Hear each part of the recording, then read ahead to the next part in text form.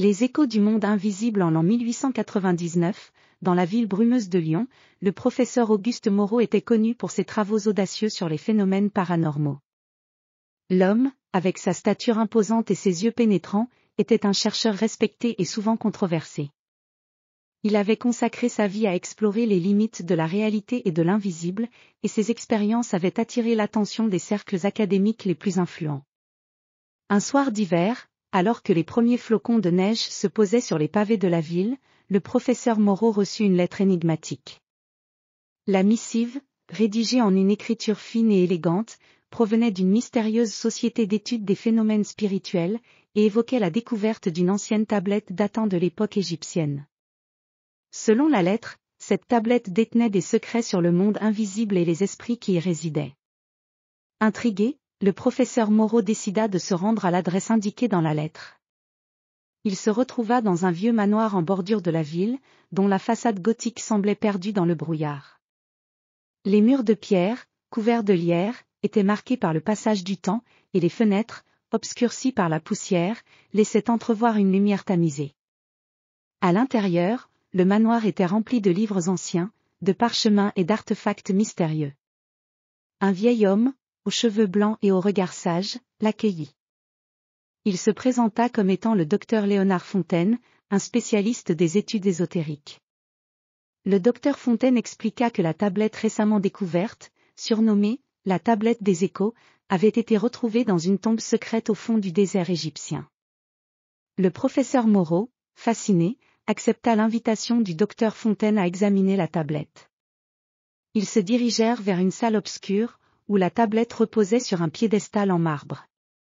L'objet était orné de hiéroglyphes anciens, dont la signification échappait à la compréhension immédiate. Le docteur Fontaine expliqua que les inscriptions faisaient référence à des rituels pour communiquer avec les esprits des ancêtres. Le professeur, armé de ses instruments de mesure et de ses connaissances en linguistique ancienne, entreprit de décoder les inscriptions. Les heures passèrent tandis qu'il déchiffrait laborieusement les symboles, et une ambiance de mystère planait dans la pièce. À mesure que les mots se déchiffraient, une série de révélations étranges émergèrent, des descriptions d'un monde invisible, des interactions avec des entités spirituelles, et des pratiques pour obtenir des visions transcendantales. Une nuit, alors qu'ils étaient plongés dans leurs recherches, un phénomène inexplicable se produisit. La salle fut envahie par une lumière douce et chatoyante, et une série de murmures éthérés résonna dans l'air. Le professeur Moreau et le docteur Fontaine, ébahis, ressentirent une présence spirituelle qui semblait répondre aux appels de la tablette.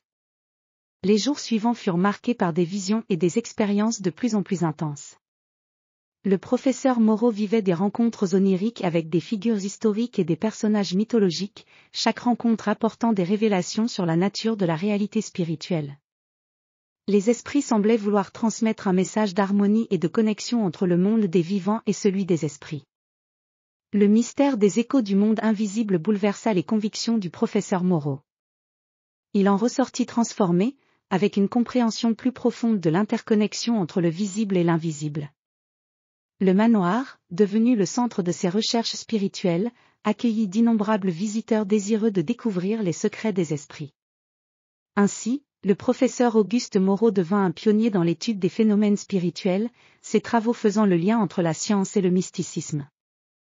Les échos du monde invisible, révélés par la tablette ancienne, continuèrent d'inspirer et de fasciner, montrant que les frontières entre les réalités étaient peut-être plus fines qu'on ne l'avait jamais imaginé.